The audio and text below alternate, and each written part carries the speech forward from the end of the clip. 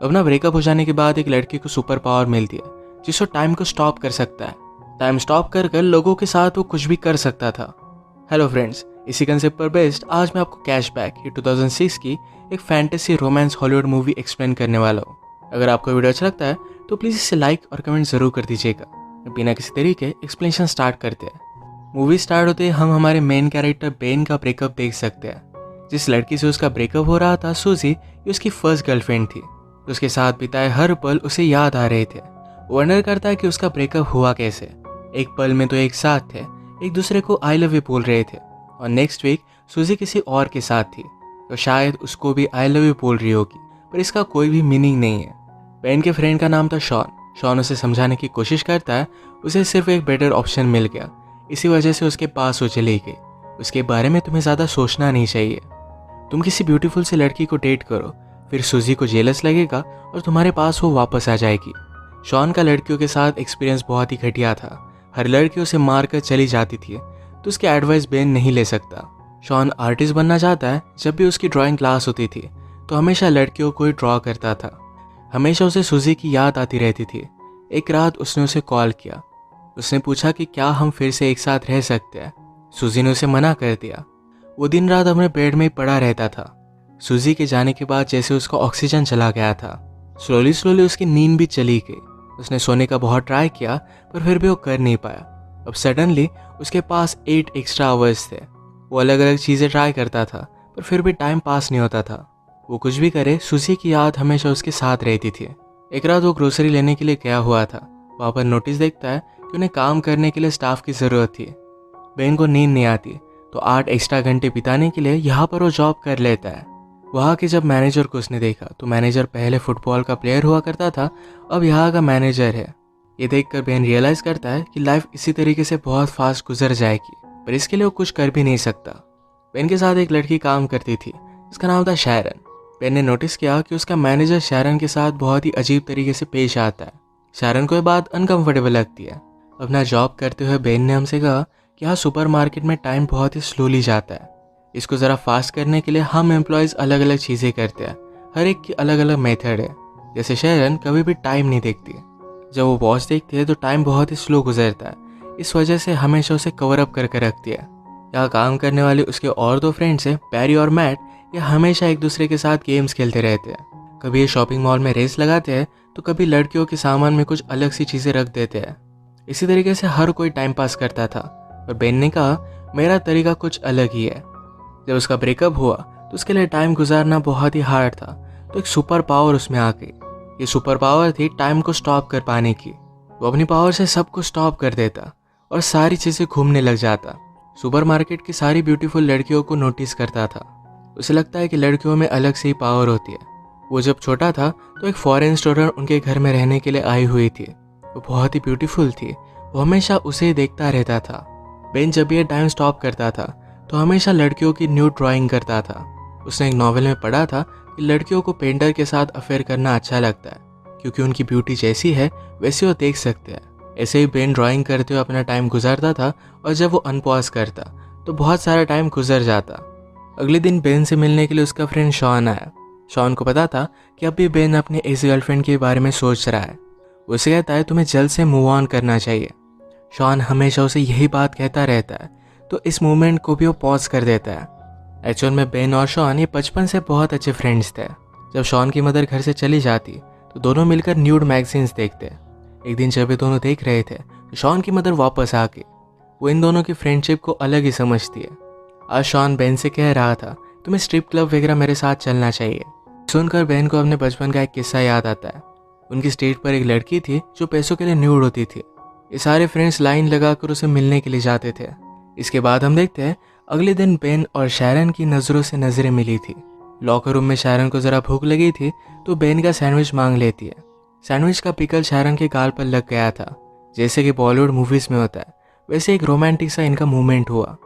ये movement Ben जाने नहीं देना चाहता था, इसे फ्रीज कर कर रखना चाहता था, पर शैरन चली गई तो वो कुछ भी कर नहीं पाया। उसे अच्छा लग रहा था कि सूजी से मूव ऑन कर कर अब वो शैरन को लाइक करने लग गया है। तभी उसके फ्रेंड ये डिस्कस कर रहे थे। मैट कहता है आज मैंने शैरन को डेट के लिए पूछा। मैट इसके लिए बहुत ही एक्साइटेड था, पर बेन को बहुत बुरा लगता है। बेन हमसे कहता है हमेशा मेरे साथ ऐसी चीज़ें होती रहती है, तो जिसको भी लाइक करता है उससे दूर चले जाते हैं। वो जब छोटा था तो अपने टीचर को लाइक करता था, पर टीचर के साथ कुछ भी हो नहीं सकता। उसकी और एक क्लासमेट थी जिसको बहुत लाइक करता था। एक दिन उस लड़की का एक्सीडेंट हो गया। उसके प्लास्टर पर हर कोई ग्राफिटी बनाता था। बेन हमेशा उसे देखता रहता, तो उस लड़की ने उसे अप्रोच किया। बेन ने भी अपनी सिग्नेचर उस प्लास्टर पर बनाई। जब उस लड़की का प्लास्टर निकला तो उसका पूरा हाथ हेयर से भर गया था। सब लोग उसे चिढ़ाने लग गए। वो अकेली पड़ गई थी, तो बेन उसके पास आकर बैठा। कहा कि तुम जैसी हो वैसे ही ब्यूटीफुल हो। इसके बाद एक गर्लफ्रेंड बॉयफ्रेंड बन गए थे। एक दिन बेन ने उसे स्कूल के पीछे बुलाया। उसके पास आई और पूछती है क्या तुम मुझे किस करना चाहते हो। बेन कहता है कि हाँ, पर कल तुम मुझे यहाँ मिलना। कल स्कूल में कोई भी नहीं होता। कल हॉलीडे था तो उन्हें कोई भी डिस्टर्ब नहीं करता। अगले दिन बेन ने उसका बहुत वेट किया, पर वो आई ही नहीं। बाद में उसे पता चला कि उस लड़की का ट्रांसफ़र हो गया है। फिर से हम प्रेजेंट में देखते हैं कि बेन और शॉन बात कर रहे थे। बेन ने शारन के बारे में शॉन को बताया, पर वो ये भी कहता है मैट और शारन आज मूवी देखने के लिए जाने वाले हैं। शॉन ने कहा कि वो सिर्फ एज अ फ्रेंड्स मूवी देखने के लिए जा रहे होंगे, उनके बीच में कुछ है ऐसा कंपल्सरी नहीं। पर जब नेक्स्ट डे बेन काम पर जाता है तो मैट अपने फ्रेंड से शारन के बारे में बात कर रहा था। वो बता रहा था कि वो और शारन कल रात इंटीमेट हुए। बेन का दिल टूट जाता है। इसी मोमेंट पर उनके मैनेजर उनके पास आए। कहते हैं मेरे एक ओल्ड फ्रेंड के साथ मैंने बेट लगाई थी, उसकी टीम के साथ हम सबको मिलकर फुटबॉल खेलना है। इस फुटबॉल मैच पर मैट को सपोर्ट करने के लिए शारन भी आई हुई थी। इनमें से किसी को भी फुटबॉल खेलना आता नहीं था, तो बहुत ही बुरी तरीके से हार रहे थे। ऑपोजिट टीम के 26 गोल हो गए थे, उनके 0 ही थे। बेन को बोर होने लग जाता है, तो टाइम को फिर से उसने स्टॉप कर दिया। बेन हमसे कहता है मुझे हमेशा यहाँ पर बहुत ही ज़्यादा सेफ लगता है, कोई भी उसे डिस्टर्ब नहीं कर सकता। वो कैफेटेरिया में गया तो अचानक से उसे कुछ आवाज़ आई। वो आसपास देखने लग जाता है। एक आदमी अनफ्रीज होकर वहाँ से भाग गया। बेन सिर्फ अकेला नहीं है जो टाइम स्टॉप कर कर घूम फिर सकता है। घूम फिर कर बेन फिर से मैच में वापस आया। इनका लास्ट गोल था, तो मैट ने जोर से फुटबॉल को किक किया तो मैनेजर की नाक को तोड़ देता है। उसे हॉस्पिटल लेकर गया। बेन को कहकर जाता है कि शारन को घर छोड़ देना। बेन और शारन फिर कॉफ़ी के लिए आए। बेन शारन से पूछता है कि तुम और मैट डेट कर रहे हो। शारन ने कहा कि ऐसा कुछ भी नहीं है, हम सिर्फ एज अ फ्रेंड्स ही मूवी देखने के लिए गए हुए थे। बेन को ये बात सुनकर अच्छा लगा। शारन का एक बॉयफ्रेंड था, उसे ब्रेकअप किए हुए उसे 6 महीने गुजर चुके हैं। बेन भी अपने ब्रेकअप के बारे में उसे बताता है। एक दूसरे को और भी जान लेते हैं। शारन ने कहा कि नाइट में मैं स्पेनिश सीखती हूँ, उसे अलग अलग प्लेसेस घूमना है, वहाँ के लोगों के बारे में जान लेना है। स्पेनिश सीखने के बाद शायद वो स्पेन में जाकर वहाँ पर टीच करेगी। उसे साउथ अमेरिका भी बहुत अच्छा लगता है, तो वहाँ पर भी वो जाना चाहती थी। वो बेन को उसके ड्रीम्स के बारे में पूछती है। बेन ने कहा कि मुझे ड्रॉ करना बहुत अच्छा लगता है, शायद एक दिन उसकी भी आर्ट गैलरी में एग्जीबिशन होगा। शारन ने कहा कि मैं हमेशा एक आर्टिस्ट से मिलना चाहती थी, वो वर्ल्ड की किसी भी चीज़ में ब्यूटी देख सकते हैं। ये बात शारन को बेन की बहुत अच्छी लगी। बेन ने शारन को घर पर छोड़ दिया। ये दोनों किस करने वाले थे, पर ये सही से हो नहीं पाई। अगले दिन मैनेजर ने अनाउंस किया कि उसका बर्थडे आने वाला है, तो सबको उसके घर पर पार्टी के लिए आना पड़ेगा। शारन फिर बेन से पूछती है क्या उस रात तुम मेरे साथ चलोगे। बेन इसके लिए हाँ कहता है। इन दोनों की एक ऑफिशियल डेट थी। मैनेजर ने बेन को बुलाया, कहा कि बर्थडे पर एक सरप्राइज स्ट्रिपर भी होनी चाहिए, इसका इंतज़ाम तुम करोगे। बेन को पता नहीं था कि वो कैसे करेगा, पर वो शॉन की हेल्प लेता है। शॉन को इन सब चीज़ों के बारे में बहुत ही अच्छी नॉलेज होती है, तो उसे एक पब में वो लेकर गया। वो एक लड़की से बात करता है, पर उस लड़की ने कहा कि मैं उस रात बहुत ही बिजी हूँ, मेरे एक फ्रेंड को वहाँ पर मैं भेज दूंगी। कल रात के बाद बेन को हर जगह पर शारन ही दिख रही थी। वो टाइम को स्टॉप कर कर हमेशा उसे ही ड्रॉ करता। ऐसे ही कुछ दिन बीत गए और कल मैनेजर का बर्थडे था। तो शारन बेन से पूछती है क्या तुम अब भी मेरे साथ डेट पर चलना चाहते हो। बेन कहता है कि ऑफकोर्स चलना चाहता हो। जाते वक्त शारन बेन को प्रॉपरली किस कर गई। इतने दिन तक बेन को नींद नहीं आई थी, पर आज रात वो बहुत सोया।